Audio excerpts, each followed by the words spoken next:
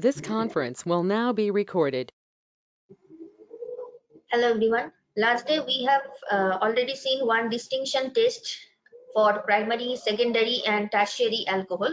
Today we will see another distinction test for these different types of alcohol. And after finishing this, there will be some related problems. And also when alcohol part will be complete, the next part, which is phenol, we will start that part. Now under phenol, there will be classification of phenol, structure of phenol, resonance of phenols, and also preparation methods of phenols. So let's first see what are the distinction tests between 1 degree, 2 degree and 3 degree alcohol. So after the first test that we have seen in last class, which is Victor Mayer test, this test is Lucas test. Now this is also used to differentiate and categorize these three types of alcohols. And what reagent is used in this case? Anhydrous zinc chloride and concentrated HCl. And these two reagents together, that is used in Lucas test, that is known as Lucas reagent. Tertiary alcohols immediately react and it forms cloudiness, but when it is secondary alcohol, it will take some time, around 5 minutes. But if it is primary alcohol and if we are doing the reaction at room temperature, there will be no reaction at all. To get the reaction, we have to increase the temperature. That means readily we can see this type of cloudiness in case of 3 degree. For 2 degree, it will take some time. And for the 1 degree, there is no reaction if it is at room temperature. Now, as you can see in this picture, this is for 1 degree alcohol where no reaction is there because no cloudiness is there. So here the cloudiness is the observation from which we can understand that yes, reaction is occurring. So this is 2 degree.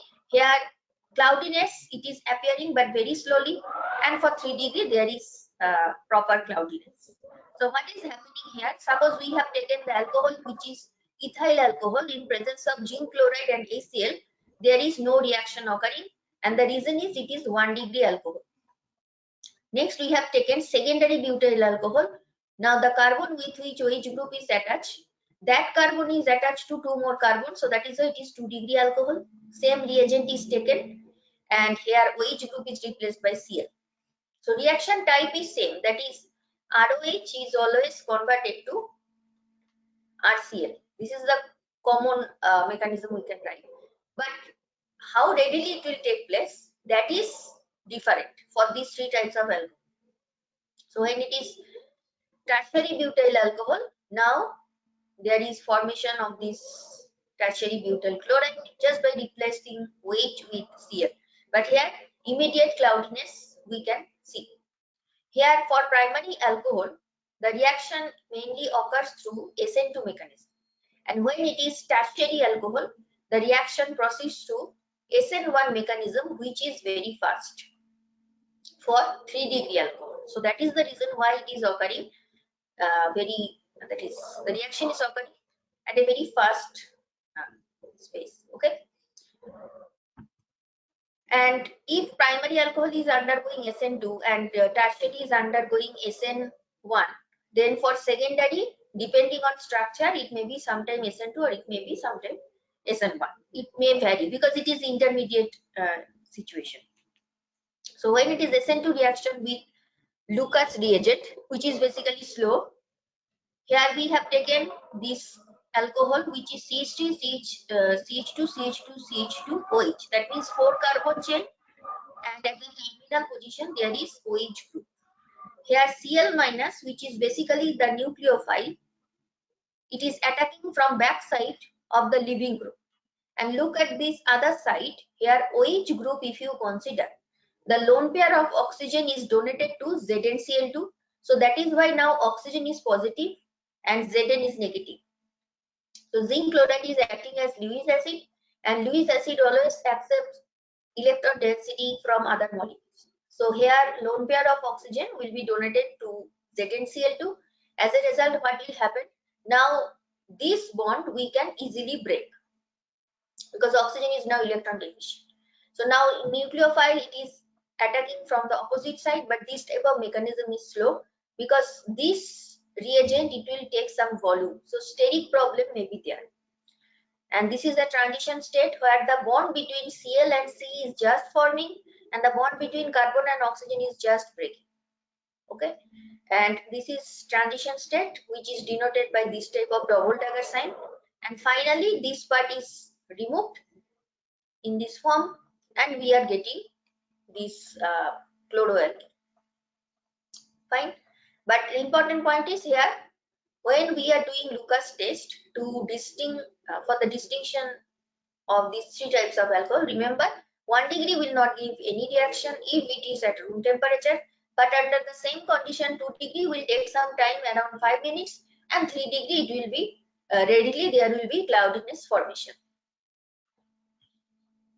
Now we will see one question that is also based on Lucas test.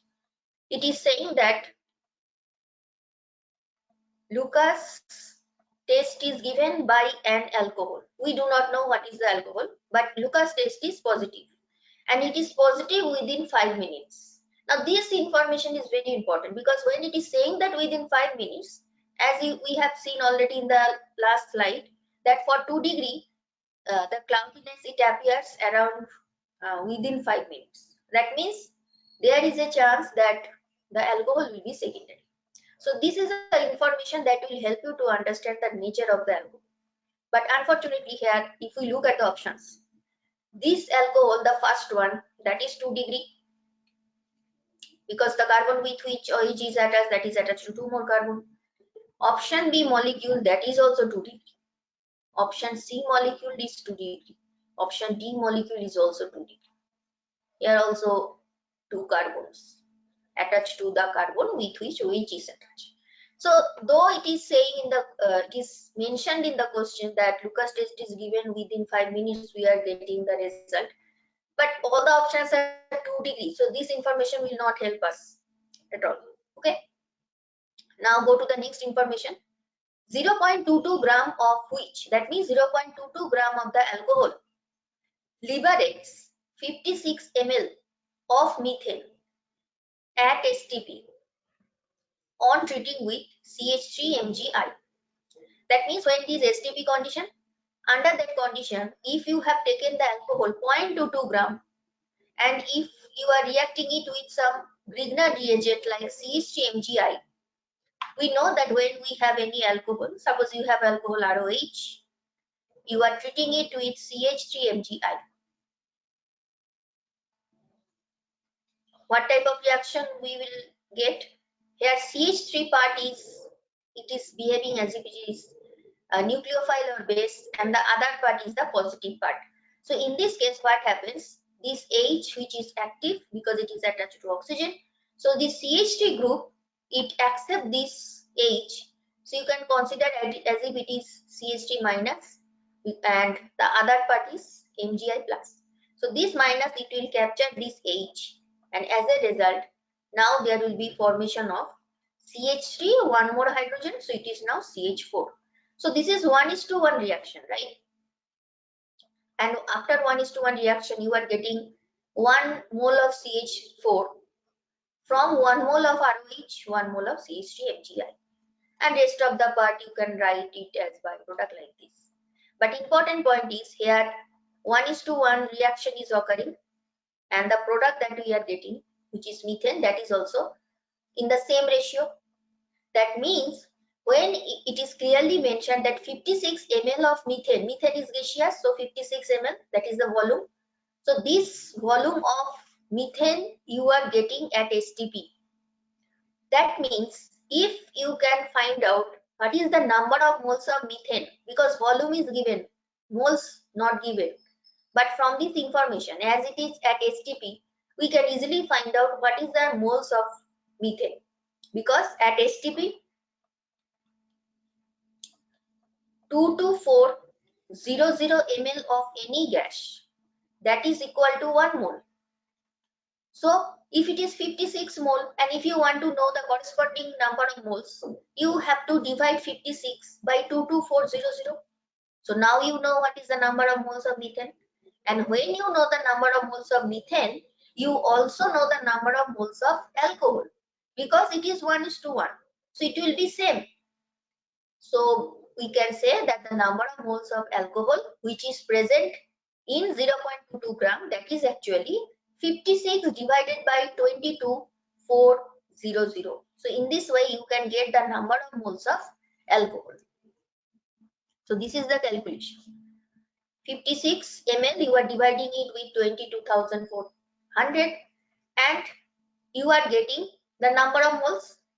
But if capital M is the molar mass of the alcohol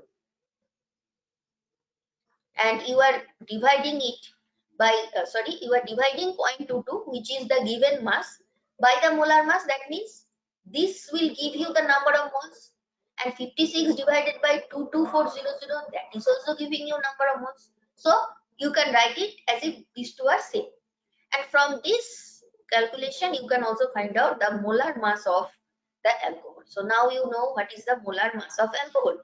So once you know the molar mass of alcohol, which is 88, so just you have to just check the formulas and the corresponding molar mass. Now you can easily find out what option will be the correct. But what is the, that is detailed calculation, if you don't want to do, what you can do, you have to write the general formula for alcohols. Lucas test will be given by all the given alcohols within 5 minutes. So this information, it will not help us much. Then exact nature can be known by the molecular mass or formula of alcohol. Now we know the molecular mass, which is 88, and the general formula. What is the formula for alcohols? You can write it either in this form, CnH2n plus 2 oxygen, or you can write like this. That is one hydrogen, you have written as H. Now this value will match only when this value of N is 5. Now when value of N is 5, it is actually CnH2n plus 2. That means, sorry, let me write it as C5. Now 2n plus 2 is 2 into 5, because N value is 5.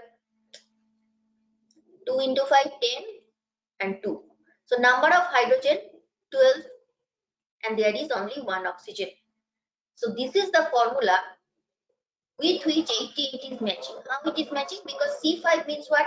5 into 12, 60. 12, that is for 12 hydrogen, for each hydrogen is 1, and 16. So if you add all these numbers, 601216, what you will get? You will get 88. That means total 5 carbon must be present. Now look at the options. In option 1, that is option A, total number of carbon 3. So you don't even have to write the full formula. That is C3, then H, how many O. That you don't have to write. Actually, there is only one oxygen. But how many hydrogen, that you don't have to find. This is not correct. Then in option B, how many carbons are there? 1, 2, 3. Then 4 and 5. Now this is actually matching because it is C5. Okay. And if you want to calculate, count total number of hydrogen, you will see that it is nothing but 12. Then in option C, how many carbons are there? It is 4. So this cannot be correct. And in option D, how many carbon? 3, then 1, 4, 5, 6. So C6, it is not possible. So only option B, it is matching. So that is why this will be the correct option. Okay.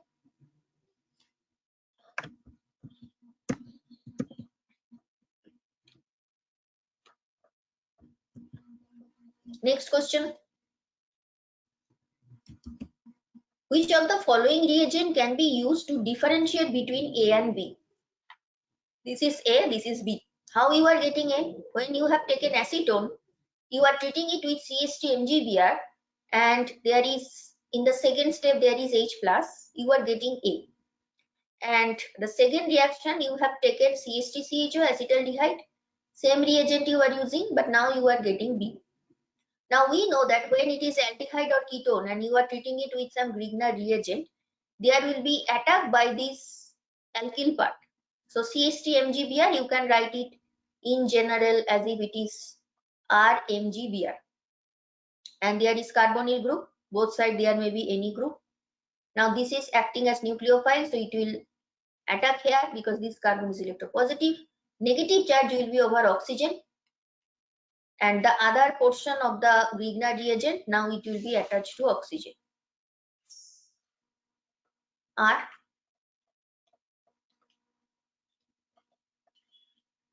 Okay. Finally, in the second step, we are using acidic condition. So it will be OH, R, H.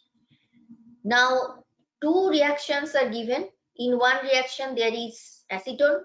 So the final product will be OH, R group, CH3. Sorry, R group is also CH3 in our case. So this is actually molecule A, and molecule B, same structure, but now one side you will have hydrogen. Now in the question it is asking which of these following reagent, FeCl3, active metal sodium, Lucas reagent, K2Cr2O7, potassium dichromate, which is strong oxidizing agent. Among A and B, the difference is both are alcohol, it is true, but one is, see, this carbon with which OH is attached, that is attached to 3 carbons, so this is 3 degree. And in the second one, B, it is attached to 2 carbons, which is 2 degree. So basically the question is asking which of these following reagent can be used to differentiate between 2 degree alcohol and 3 degree alcohol. And what are the distinction tests that we have already have seen? One is Lucas test in today's class and another one is Victor-Meyer test in last class. If we look at the options, Victor-Meyer test, that reagent is not present, so no question about that. And in option A, it is FeCl3. Now FeCl3 reacts with OH group, but it can react with any type of OH group, so you will not be able to differentiate. Then if you use active metal, in all cases this active hydrogen will be replaced by sodium, so this is also not the reagent that you can use. But if it is Lucas reagent, which is mixture of ZnCl2 and HCl, now you can differentiate, because when it is 3 degree, immediate cloudiness you can see, immediate.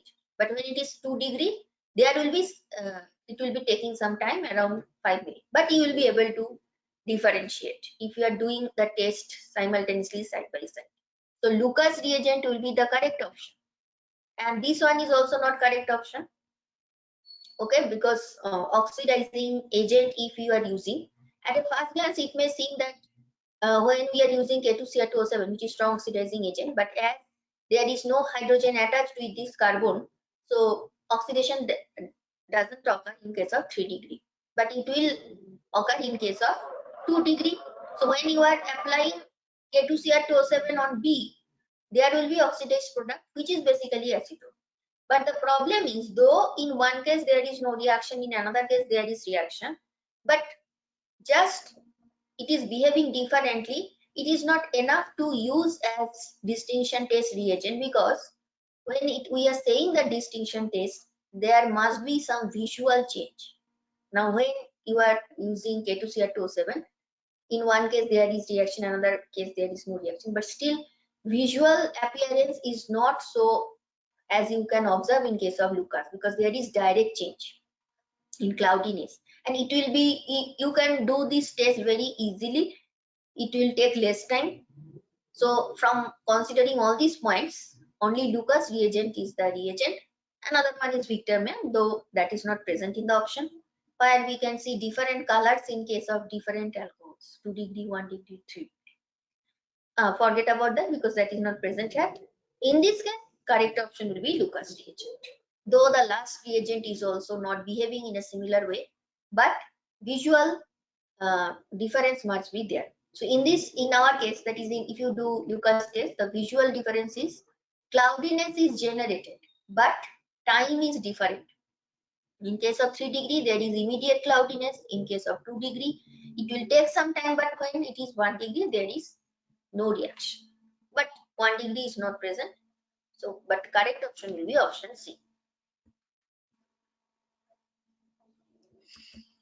Now we'll see some conversion of one type of alcohol into another type of alcohol. Here we have lower alcohol and we will convert it to some higher alcohol. So first example, you can see methanol to ethanol, which is very simple. Methanol, the first member of alcohol, only one carbon, but we want to make it convert it to 1 carbon extra. That means higher alcohol. How you can do this? You have taken CH3OH, you are treating it with HI, hydroiodic acid. Substitution of OH by I. Next stage we are using magnesium dry ether. The purpose of using magnesium dry ether is that we are trying to make Grignard reagent with this halide. What type of Grignard reagent will get? CH3MgI. So this is the general way. Suppose I have written any RX, not just iodine. I am treating it with Mg and dry ether. There will be formation of RMgX, Grignard reagent. This X may be Br, I, Cl, whatever. Okay. Now CH3MgI, but you have to increase 1 carbon more. So that is why now we are treating this Grignard reagent with formaldehyde, SCHO. So what will happen? This CH3 part that will be acting as nucleophile. It will attack formaldehyde. There will be negative charge over oxygen. So now it will be converted to fast CH3, CH2, OMGBr. But as finally you are acidifying it, so OMGBr will be converted to OH. So final product is ethyl alcohol. In this way we can increase the carbon. Another method, that is same conversion you can do in a different way also. You have taken methanol. First we have substituted this OH to Cl. You can do it in presence of HX, that is HCl in our case. Then we are using sodium dry ether. Now here 2 molecules of methyl chloride you have to take, because it is Wood's reaction. In Wood's reaction, CH3Cl, so 1 Cl it will react with sodium, there will be NaCl formation. So this CH3, another CH3Cl, there will be another CH3. Together it will be CH3CH3, which is nothing but C2H6. So this is the step, that is the second step, Wood's reaction step, where the number of carbon already increased. In the previous case, what we have done? When the Grignard reagent is attacking, then number of carbon is increased. But in this case, in the second step, where you are doing Wood's reaction, now 1 carbon is increased to 2 carbon. Then we are treating it, that is C2H6, ethane is treated with chlorine H nu in presence of light. One of the CH bond will be converted to CCl bond. But we want ethyl alcohol, so Cl is now replaced by OH. And we are using aqueous KOH. Remember, when you use aqueous KOH, then it is substitution. If you are using alcoholic KOH, it is elimination. So be very careful about the reagent, its condition, aqueous KOH. Okay. Here also, finally, we are getting ethanol. Now the reverse process also we can do. That is, now you can convert higher alcohol to lower alcohol. So what we will do? Now we will start with ethanol and we'll convert it to methanol. Ethanol treated with chromium trioxide, it will be oxidized to CH3COOH. This is strong reagent.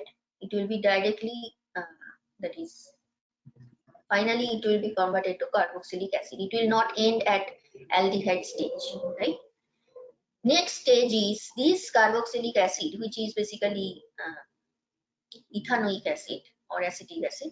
It is treated with NaOH. Now COOH, this H will be replaced by Na. So now it is converted to sodium salt of acetic acid. Now this sodium salt of acetic acid, if you are treating with soda lime is mixture of NaOH and COO, there is removal of carbon dioxide. So this CO2, it will be removed. Na will also be removed and 1 H will be attached to CH3. Finally, it will be converted to CH4. And if you consider both sides, you will see ultimately total number of sodium and carbon, it will be same. Okay, both sides. So CH3, CO2, Na, we are treating it decarboxylation reagent. So CO2 is removed and also it is 1 H is attached, CH4. Now CH4, here one of the carbon hydrogen bond, it is converted to CCl bond. So that is why from CH4 now you are getting CH3Cl. And here in this step, suppose if it is 1, it is 2, it is 3. In the third step where decarboxylation is there, that step is actually the step where carbon number is lowered because one carbon is removed. It is higher alcohol to lower alcohol, so one carbon must be decreased. CH4 then converted to CH3Cl, and finally this Cl must be replaced by OH. So we have to treat it with aqueous KOH. Okay.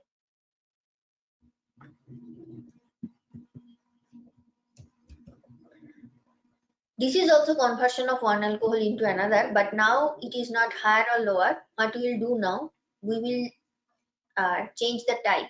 That is from primary alcohol, now we will convert it to secondary alcohol. The primary alcohol that is taken here is 3 carbon chain, then OH, CH3, CH2, CH2OH. First there will be dehydration. So this OH along with hydrogen from this middle carbon, there is removal of water, and this for this purpose you can use concentrated H2SO4. Now we have propene. Next we are using HBr. So there will be it is unsymmetrical alkene. You are using HBr, there will be Markovnikov addition. So the negative part of the reagent, which is nothing but Br minus, that will be attached to that carbon which is containing lesser number of hydrogen, or you can say with that carbon which is more substituted. Now in this CC double bond, if this is carbon 1, this is carbon 2, carbon number 1 is, there is only one hydrogen, carbon number 2, there is 2 hydrogen. So that is why Br will be attached to this carbon number 1 and hydrogen will be attached to carbon number 2. Finally, Br must be replaced by OH. For that purpose, we are using aqueous KOH. So here, the position of OH, initially it was a terminal position, now it is in the middle curve. It is 2 degree alcohol. The reverse way, that is 2 degree to 1 degree. We have taken the same molecule. First you are treating it with concentrated H2SO4, which is dehydrating agent, but for this purpose you can also use alumina or P2O5. But main purpose is to remove water molecule, and you can use any of these reagent. So there will be formation of propene. Now see, in the previous case also propene is in the middle stage, propene is also formed. Here also propene is there.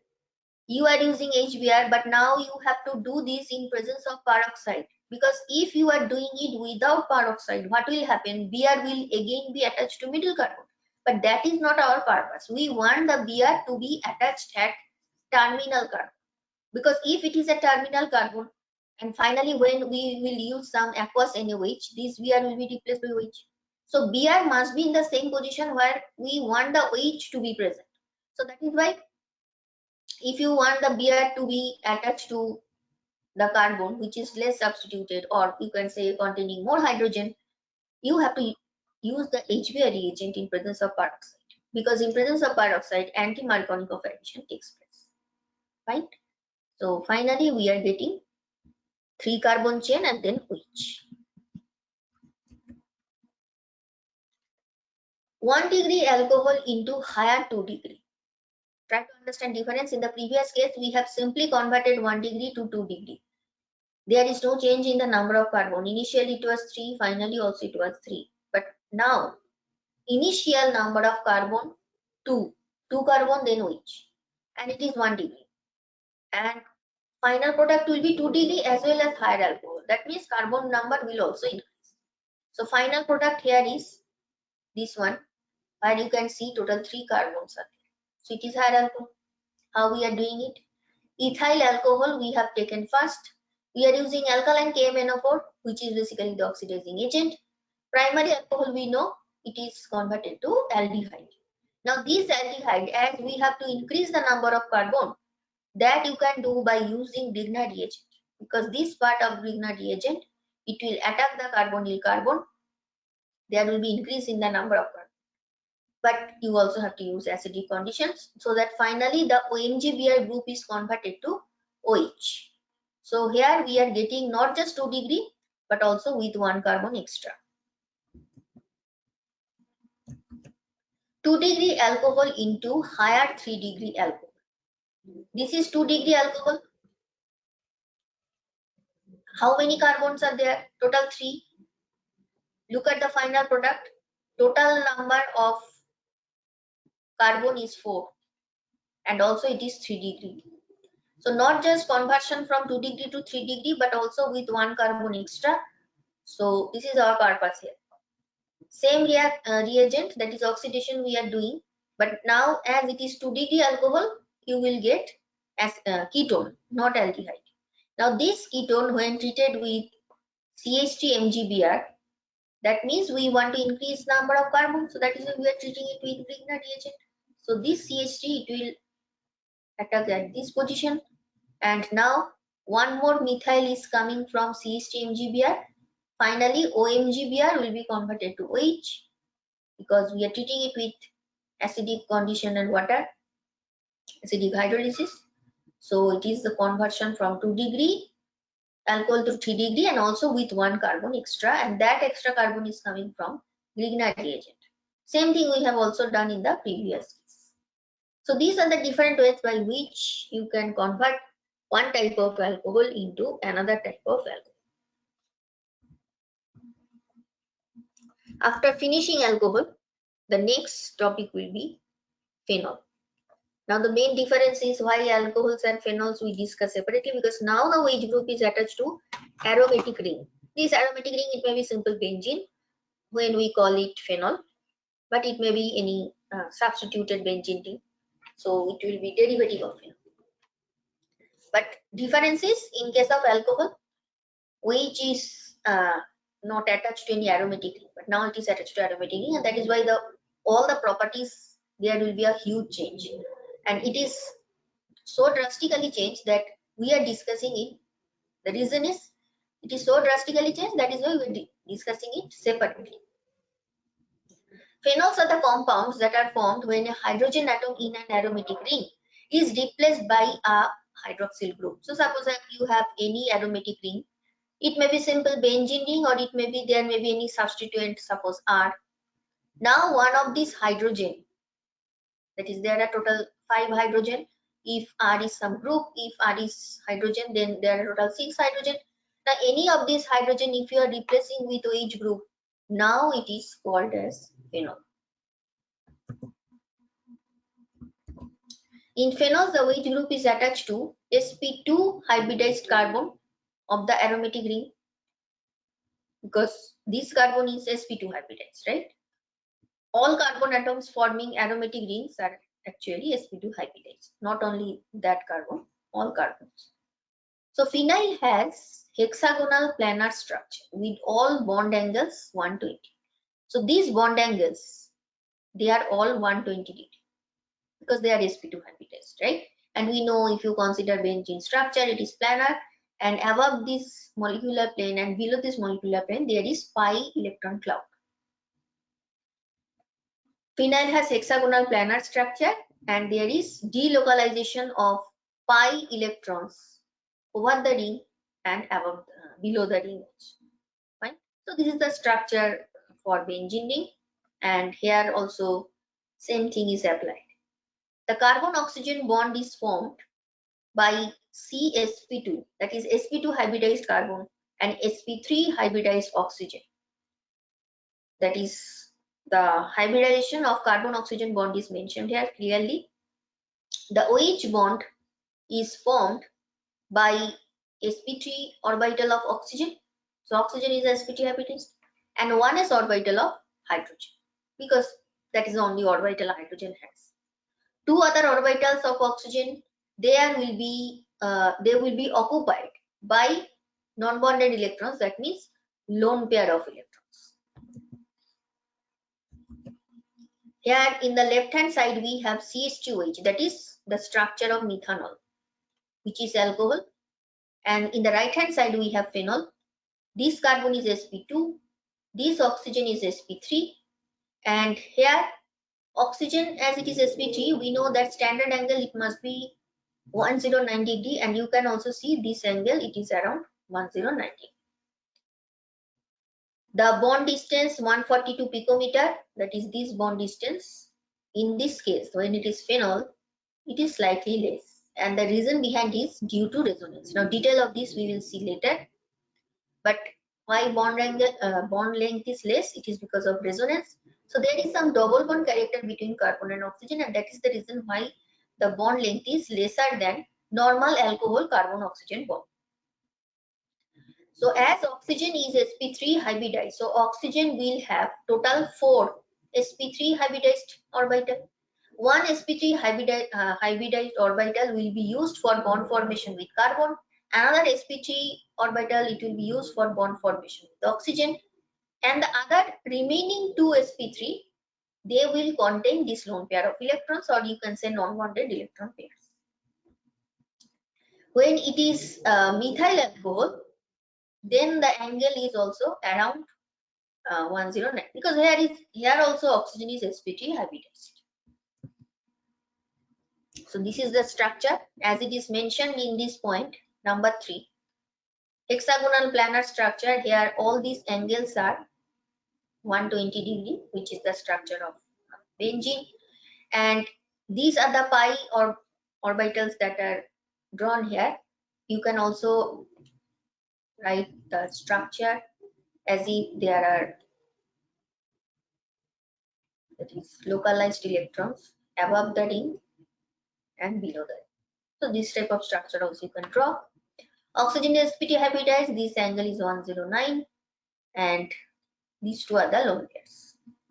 Fine, but these angles are 120 degrees. So these are the different factors when we consider structure of phenol. After that, resonance in phenol. Both phenol and its conjugate base. Conjugate base means if you consider phenol PHOH, and if you are writing the dissociation, then it will be PHO minus and H plus. Fine.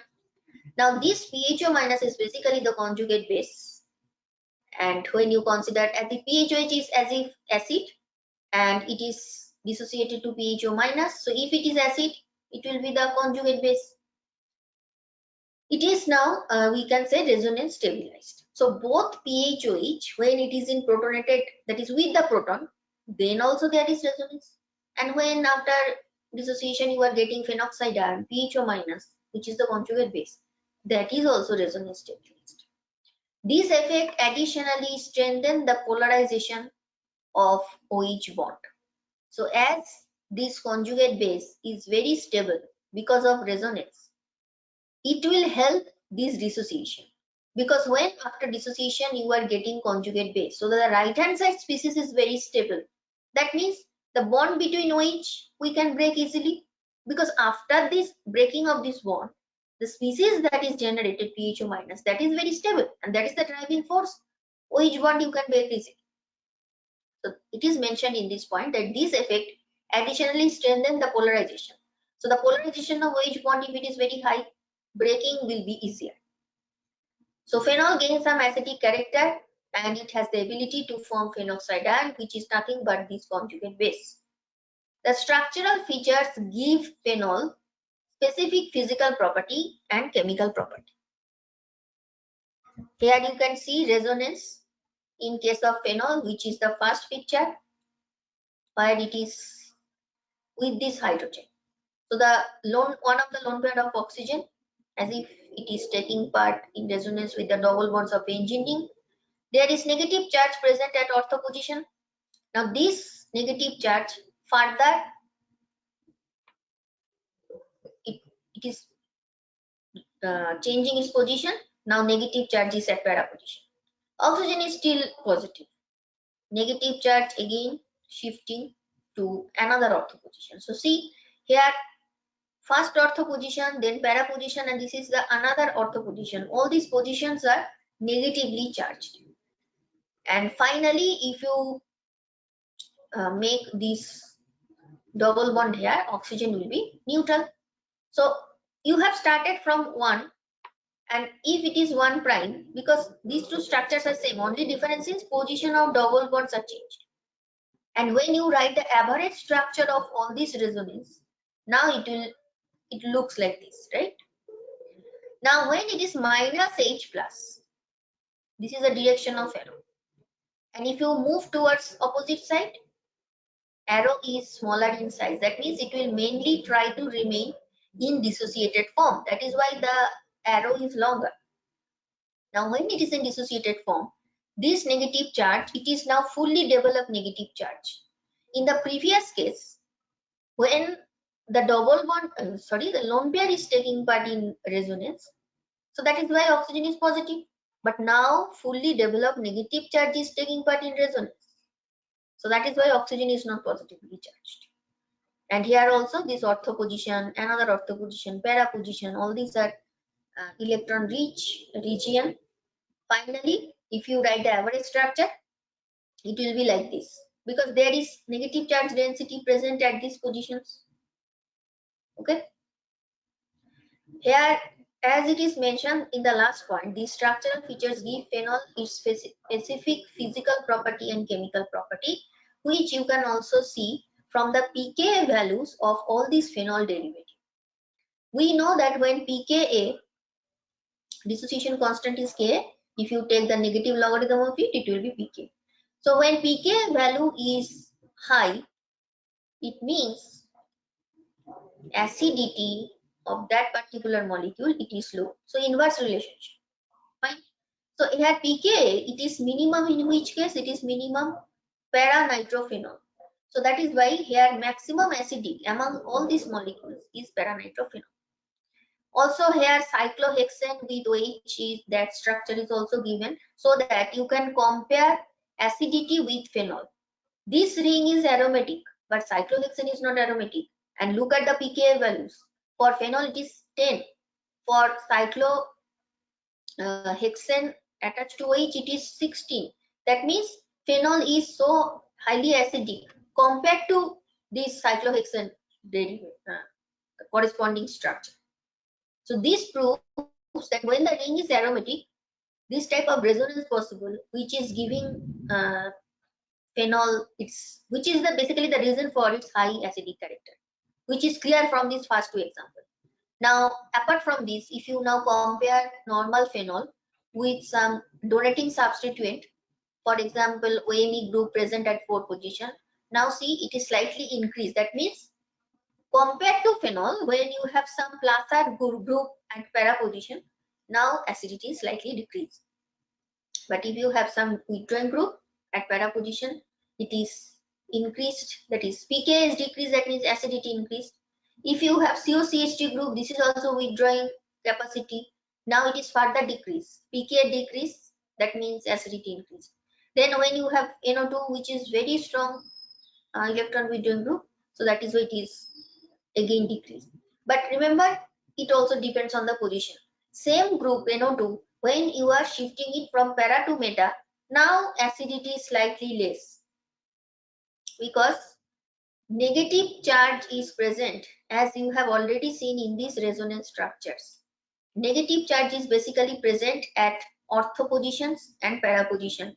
So when you have some electron withdrawing group at ortho or para, then only it can withdraw this negative charge and it will make this resonance, or better say, it will enhance the acidity so much. But there is no negative charge at meta position. Overall structure, if you see, only ortho position and para position there is negative charge. So that is why when electron withdrawing groups are present at ortho and para, the effect is more rather than when it is present at meta, because there is no negative charge. So no question of withdrawing the electron density. Okay. So in this way you can understand how resonance is playing the role in phenol, so that it can give some features to phenol, that its physical properties, chemical properties are completely changed. So that is clear from one of these example of pKa value. Next we will see classification of phenol. The first category we have monohydric phenol. Monohydric, from the name it is clear, only one OH group will be there. This is the example, phenol, the simplest structure possible. Then we have some methyl substitution at ortho. This is meta. This is para. Now you can also call it, that is when CH3 and OH groups present together, that is known as glycerol. Now depending on the position of these two groups, OH and CH3, it may be ortho glycerol, para glycerol, or meta glycerol. Dihydric OH. So now there will be two OH group, and dihydric phenol. This is because of difference in position. Here it is 1 2. This is 1 3. That is meta, and this is 1 4. That is para. Now depending on their position, names are also different: catechol, resorcinol, and quinol. Trihydric phenol, 3 OH group at 1 2 and 3 position. This is one possibility. 1 2 3. Another possibility is 1 2 and 4. 1 2 4. And the third possibility is 1 3 5. So this is symmetrical structure. And all these three molecules, there is specific name. This is pyrogalol, hydroxyquinol, chloroglucinol. Now it may be that sometime in question, it is by using this name some question is framed. So in that case, if you already have previous idea that what is the structure of pyrogalol, what is hydroxyquinol, you can easily solve the question. So that is why names are also given, so that you can understand which structure is having which. And next category is substituted phenol. That means some substitution will be there in phenol molecule. Here we have NH2 group at ortho position. So this is orthoaminophenol. Then we have CHO group at ortho position. But here we will you treat OH group as if it is substituent. So that is why the name is orthohydroxybenzaldehyde. In this case, you have ended it with phenol, but now it will be ended with benzaldehyde. Then 4 position CO2H group. But again, the name will be based on CO2H group because it has more priority than OH. But it is 1 4 position. And then we have 2 OH group at 1 and 3 position, and CH3, which is meta to both OH. But here we will consider this moiety as if it is toluene, because toluene is CH3 substituted phenol. So here it is written as if it is derivative of toluene. So see, suffix is toluene, but before this suffix we have written 3,5 dihydroxy. That means if this is 1, this is 3, this is 5. So that 3 and 5 they are a OH group. So that is why the name is like this. So these are the examples of substituted phenol. After that, nomenclature of phenols. So structurally, phenols are simplest hydroxy derivative of benzene. So that is why it is the common name as well as accepted IUPAC name of the compound. So in IUPAC name also you can use the term phenol. But we have to know some set of rules. Benzene rings attached to more than one hydroxyl group. They will be labeled with Greek numerical prefixes such as di, tri, etc. Fine. If two hydroxyl groups are attached to the adjacent carbon atoms of benzene ring, it is named, adjacent means at ortho position, 1 position, 2 position. It will be benzene 1,2 diol. As it is mentioned, di, Greek numerical prefixes. In case of substituted phenol, the terms ortho, which is nothing but 1,2 disubstitution, meta, which is nothing but 1,3 disubstitution, and para, 1,4 disubstitution, are often used as prefixes in the common names. So these ortho, meta, para, they are mostly used in common names. But if you interested in IUPAC, normally these are not used. Now look at these examples. Here OH group present at 1 and 2 position. So this is 1,2 benzene diol, or you can also write benzene 1,2 diol. Both are fine.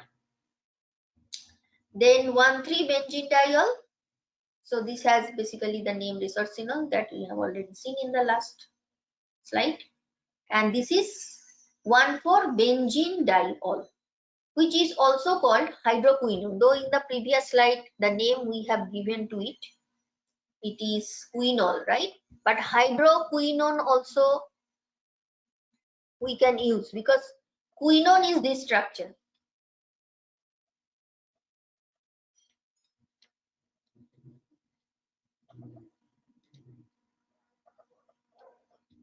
Double bond, 2cc double. So this is quinone. When you add 2 hydrogen to this 2 oxygen, the name will be hydroquinone and the structure will be like this. So that is why it is also known as hydroquinone. You can also call it quinol. Now this is orthocresol, but remember the name that you are seeing in bracket, that is actually the common names, not IUPAC name. But when it is IUPAC, it is 2-methylphenol, 3-methylphenol, 2-nitrophenol. Also compare with the common names. Then we have 2-bromo at 2 ortho positions, but 2 ortho positions name will be 2 and 6. 2,6-dibromo phenol. And this one is not phenol because this is naphthalene moiety, where one extra benzene ring is there. And for naphthalene, how the carbons are numbered in naphthalene system, it is like this. First you have to start from this position, 1, 2, 3, 4. Now after 4, don't think that this fused carbon is 5. No, these 2 carbon are fused carbon because these 2 carbon are the carbon that is a common to both ring. So just you have to skip these 2 carbon. After 4, directly move to this one, then 8, and then these 2 positions are 9 and 10. But here that is not written because that is not required, because at fused carbon you cannot have any substitution. Substitution can be only at 1, 2, 3, 4, 5, 6, 7, 8. So it is known as 1 naphthol because at one position you have OH. So normally this is naphthalene moiety, but as you have OH group at one position, now the name is changed to 1 naphthol. It is also known as common name alpha naphthol because this position, one position is alpha, 2 position is beta. So if OH group has 2 position, the name will be 2 naphthol and the corresponding common name will be beta naphthol. So beta naphthol, you will see it is frequently used rather than 2 naphthol. Fine. So these are some rules based on which we can do the nomenclature of phenols.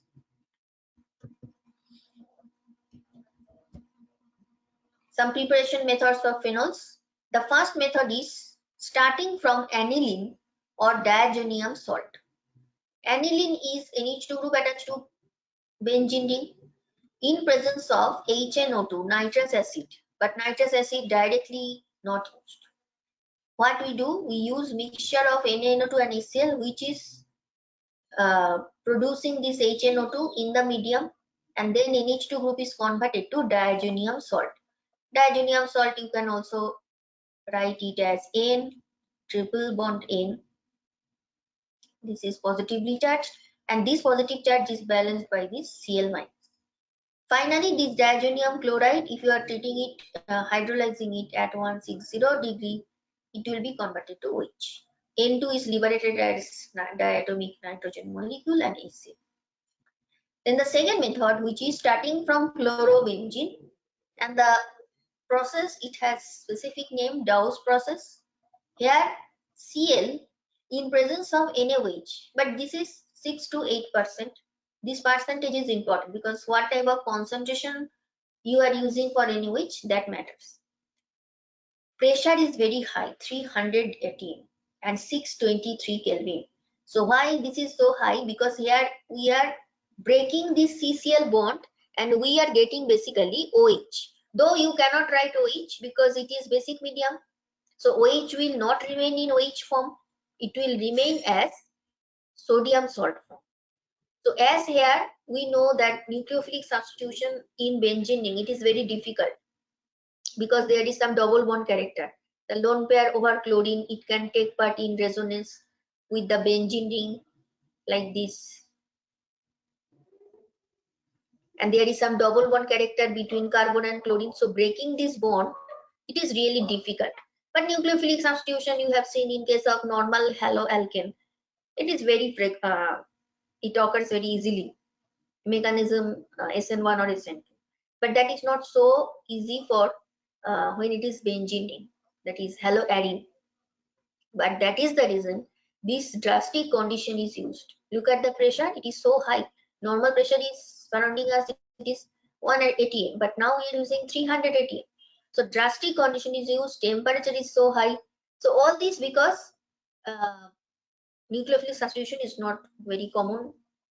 You will see in haloarine, but still we are doing this, and that is why drastic condition is required. But if you want to get phenol finally, because it is in sodium salt form, you have to acidify, then only you can get phenol. From benzene sulfonic acid. So this is actually benzene sulfonic acid, but you have to first make it starting from benzene in presence of H2SO4, where SO3 is the actual nucleophile that will be added to, that is attacking the benzene ring. So the first step from benzene to benzene sulfonic acid, that is actually electrophilic aromatic substitution, because here electrophile is generated from this. This is example of electrophilic aromatic substitution. But finally, that is where once you obtain benzene sulfonic acid, then it is substitution of SO3H with NaOH, with OH, and for that purpose we are using OH, NaOH, which is the source of hydroxyl ion. So these are the three methods as mentioned here. Then the fourth method, which is commercial method, large scale method. For large scale method, we use cumene as starting material. A mixture of benzene and propene is heated at 523 Kelvin, closed vessel in presence of H2PO4 catalyst. So see, benzene, propene, temperature mentioned, H2PO4 catalyst. First you will be getting cumene. Cumene is basically isopropyl benzene. Isopropyl group is CH3 hold to CH. So this group, when it is attached to some benzene ring, that molecule is nothing but cumene or isopropyl benzene. In presence of oxygen, which is generated from air. Air is nothing but source of oxygen, and 5% aqueous sodium carbonate. This CH bond, now see this peroxide linkage is inserted. Fine. On passing air to a mixture of cumene and 5% aqueous sodium carbonate solution, cumene hydroperoxide, this molecule cumene hydroperoxide is generated, because hydroperoxide is HOOH, as if you have replaced the H of H2O2 with this group. So that is why the name cumene hydroperoxide. Finally, we are using H2SO4. There will be some rearrangement, detailed mechanism you don't need. There will be some rearrangement, because you can see this CC bond is broken and now OH is attached to directly this benzene ring. So that is why rearrangement must be there. So OH is attached to benzene ring, and rest of the part, that is this part, along with the oxygen, that will be removed in the form of acetone. It is treated with dilute acid to get finally phenol and acetone. So acetone is the byproduct. So you can say that here the byproduct that you are using, that is also a type of molecule which has huge application. So acetone is also an important byproduct. Normally what happens, byproducts mostly we avoid it, it is not important, but sometimes it may happen that byproduct is also another important compound. So this method is very good, because here not only you can make phenol, but also you can make acetone, which is the byproduct here. Next day we'll start physical properties of phenol. So preparation of phenols, we will end the session here. Thank you.